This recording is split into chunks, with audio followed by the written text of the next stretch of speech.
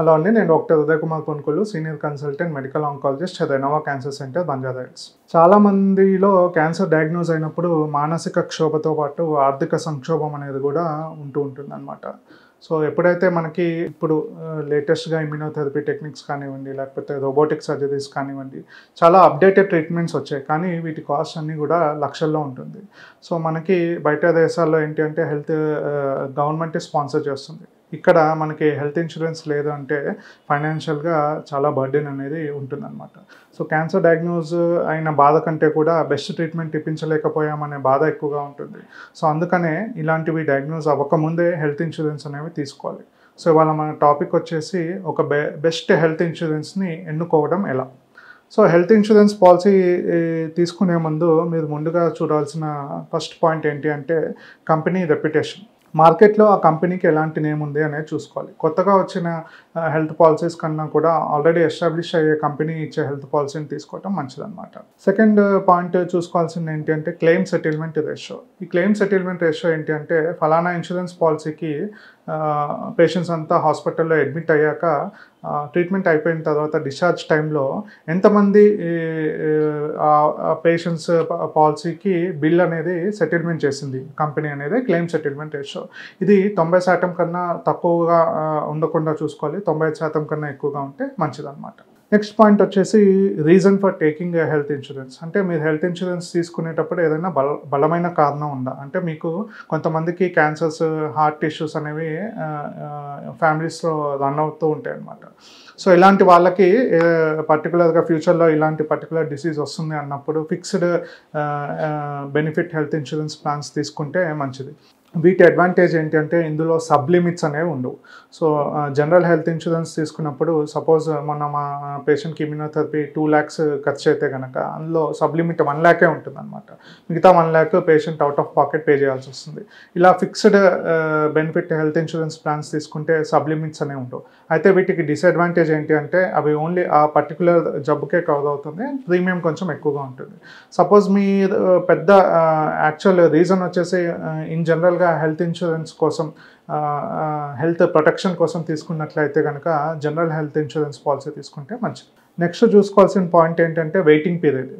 చాలామందికి ఏంటంటే pre existing conditions, diabetes, hyper tension ఉన్న వాళ్ళలో 2-3 years వెయిటింగ్ పీరియడ్ అనేది ఈ హెల్త్ ఇన్సూరెన్స్ పాలసీస్ కండిషన్ లాగా పెడతాయి అన్నమాట.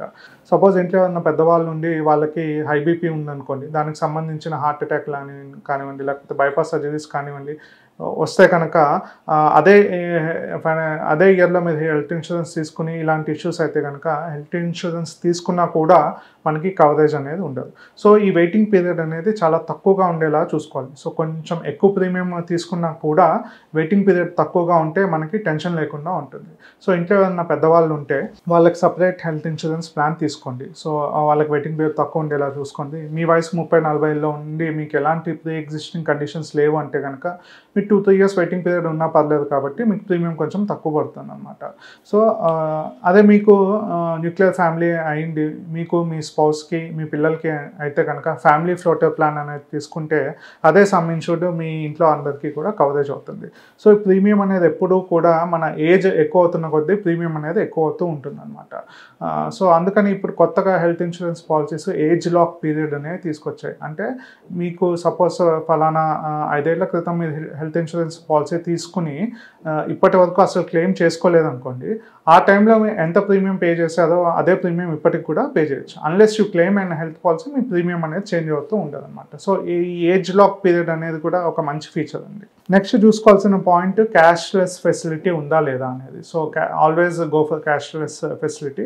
Next co-payment. ఈ కోపేమెంట్ అనేది లేకుండా చూసుకోవాలి. చాలా హెల్త్ ఇన్సూరెన్స్ పాలసీస్ 80% వాళ్ళు పే చేసి 20% మనం పే చేయాలన్న కండిషన్ పెడతాయి అనమాట. సో అలా అసలు కోపేమెంట్ లేకుండా ఉండే పాలసీని చూసుకోండి. Next coverage of non medical expenses. అంటే గ్లౌస్ కానివ్వండి, సిరంజెస్, సెలైన్ బాటిల్స్, ఇవి కూడా కవరేజ్ ఉండేలాగా చూసుకోండి. ఇంకోటి pre and post hospitalization charges. అంటే హాస్పిటలైజేషన్కి కనీసం 30 days ముందు and post hospitalization at least 60 days తర్వాత పోస్ట్ హాస్పిటలైజేషన్ కవరేజెస్ ఉండేలా చూసుకుంటే మంచిది. నెక్స్ట్ పాయింట్ వచ్చేసి సమ్ ఇన్సూర్డ్. అంటే ఎంత సమ్ ఇన్సూర్ చేయాలి. మీకు ఫైనాన్షియల్గా ఇబ్బందులు లేవు అంటే కనీసం ఒక 10 lakhs సమ్ ఇన్సూర్ చేయించుకుంటే మంచిదండి. వీటికి ప్రీమియం మీద ఒక 10% మీరు ఎక్స్ట్రా పే చేస్తే టాప్అప్ ప్లాన్స్ కూడా ఉంటాయి. ఆ 10 lakhs 50 lakhs నుంచి 1 CR వరకు కూడా పెంచుకోవచ్చు అనమాట. ఇంకొన్ని ఏంటంటే నో క్లెయిమ్ బోనస్. చాలామందికి హెల్త్ ఇన్సూరెన్స్ కడుతూ ఉన్నాము కానీ అసలు క్లెయిమే చేసుకోవట్లేదు అన్న ఒక ఫీలింగ్ ఉంటుంది అనమాట. సో అలాంటి వాళ్ళకి హెల్త్ ఇన్సూరెన్స్ పాలసీస్ ఏం చేస్తాయంటే మీరు సపోజ్ ఈ ఇయర్ హెల్త్ ఇన్సూరెన్స్ తీసుకుని క్లెయిమ్ చేయలేదు అనుకోండి, నెక్స్ట్ ఇయర్ ఆటోమేటిక్గా మీ సమ్ ఇన్సూర్డ్ ఆటోమేటిక్గా పెంచేస్తాయి అనమాట. సో దీన్ని నో క్లెయిమ్ బోనస్ అంటారు. ఇది ఒక మంచి ఫీచర్. నెక్స్ట్ ఉండే ఇంపార్టెంట్ ఫీచర్ వచ్చేసి రీస్టోర్ బెనిఫిట్. అంటే సపోజ్ ఇయర్లో మీరు హెల్త్ ఇన్సూరెన్స్ తీసుకుని హాస్పిటల్లో అడ్మిట్ అయ్యాక మీ బిల్లు 10 లక్షలు అయింది అండ్ మీ సమ్ ఇన్సూర్డ్ కూడా 10 లక్షలు అయింది అనుకున్నాం. అదే సంవత్సరంలో 3 నెలల తర్వాత మళ్ళీ హెల్త్ ఇష్యూ వచ్చి అడ్మిట్ అయ్యాక మీకు ఆటోమేటిక్గా మీది రీఛార్జ్ అయిపోయి 10 lakhs సమ్ ఇన్సూర్ చూపిస్తుంది అనమాట. So unlimited number of admissions in a single year అనేది ఈ రీస్టోర్ బెనిఫిట్ అనేది మనకి అందిస్తుంది. కొంచెం ప్రీమియం ఎక్కువగా ఉంటుంది, బట్ ఇది తీసుకోవటం వలన మనకి అసలు ఎలాంటి టెన్షన్ ఉండదు అనమాట. నెక్స్ట్ చూసుకోవాల్సింది నెట్వర్క్ హాస్పిటల్స్. ఈ నెట్వర్క్ హాస్పిటల్స్లో చాలామంది ఇన్సూరెన్స్ కంపెనీస్ మేము 10,000 15,000 నెట్వర్క్ హాస్పిటల్స్ కవర్ చేస్తామని చెప్తూ ఉంటాయి. సో మనకి అన్నీ అవసరం లేదండి. ఒక 4 పాయింట్స్ చూసుకోవాలి. మీ ఇంటి చుట్టుపక్కల పెద్ద హాస్పిటల్స్, మీ వర్క్ ప్లేస్లో బిజినెస్ ప్లేస్లో ఏదైనా పెద్ద హాస్పిటల్స్, మీ పేరెంట్స్ చుట్టుపక్కల పెద్ద హాస్పిటల్స్, మీ ఇన్లాస్ చుట్టుపక్కల ఏదైనా పెద్ద హాస్పిటల్స్, ఇవన్నీ కవరేజ్ ఉంటున్నాయా లేదా మన ఇన్సూరెన్స్ పాలసీలో అనేది చూసుకుంటే చాలు. మిగతావి ఏం పట్టించుకోవాల్సిన పని లేదు. లాస్ట్ అండ్ ఇంపార్టెంట్ ఫీచర్ వచ్చేసి పోర్టబిలిటీ. ఏంటి పోర్టబిలిటీ అంటే ఇందాక నేను చెప్పిన ఫీచర్స్ అన్నిట్లో కూడా ఈ ఇన్సూరెన్స్ పాలసీస్ వాటికి లాస్ వస్తే ఒక్కొక్క ఫీచర్ తీసేస్తూ ఉంటాయి అనమాట. సో అవి ఎప్పుడు కూడా మనం చెక్ చేసుకుంటూ ఉండాలి. సపోజ్ 4 ఏళ్ల క్రితం మీద ఒక హెల్త్ ఇన్సూరెన్స్ పాలసీ తీసుకున్నాక ఏదో ఒక రీజన్ వల్ల మీకు అది నచ్చలేదు అనుకుందాం. సో మీకు హెల్త్ ఇన్సూరెన్స్ని ఇంకొక పాలసీకి షిఫ్ట్ చేసేదే పోర్టబిలిటీ. అయితే ఈ పోర్టబిలిటీ యొక్క అడ్వాంటేజ్ ఏంటి అంటే ఇందాక మనం మాట్లాడుకున్నట్టు ప్రతి ఇన్సూరెన్స్ పాలసీకి 2-3 సంవత్సరాలు వెయిటింగ్ పీరియడ్ అనేది ఉంటుంది. ఈ పోర్టబిలిటీ ఫీచర్ వల్ల నెక్స్ట్ కొత్తగా ఇన్సూరెన్స్ పాలసీకి షిఫ్ట్ అయినప్పుడు ఆ వెయిటింగ్ పీరియడ్ అనేది లేకుండా డే 1 నుంచే మీకు అన్ని బెనిఫిట్స్ అనేవి ఉంటాయి అన్నమాట. So it's an important feature అండి పోర్టబిలిటీ. అయితే ఇది జనరల్గా అన్ని చాలా వరకు ప్రైవేట్ హెల్త్ ఇన్సూరెన్స్ పాలసీస్లో ఉంటాయి, బట్ కంపెనీ ఇచ్చే హెల్త్ ఇన్సూరెన్స్ పాలసీస్లో ఉంటుందో లేదో ఒకసారి మీరు చెక్ చేసుకోవాలన్నమాట. ఇంకొకటి చివరిగా నేను చెప్పేది ఏంటంటే చాలామంది చేసే కామన్ మిస్టేక్ 4-5 సంవత్సరాలు హెల్త్ ఇన్సూరెన్స్ కట్టేసి ఎలాంటి హెల్త్ ఇష్యూస్ లేవు అనేసి ఆపేస్తూ ఉంటారండి.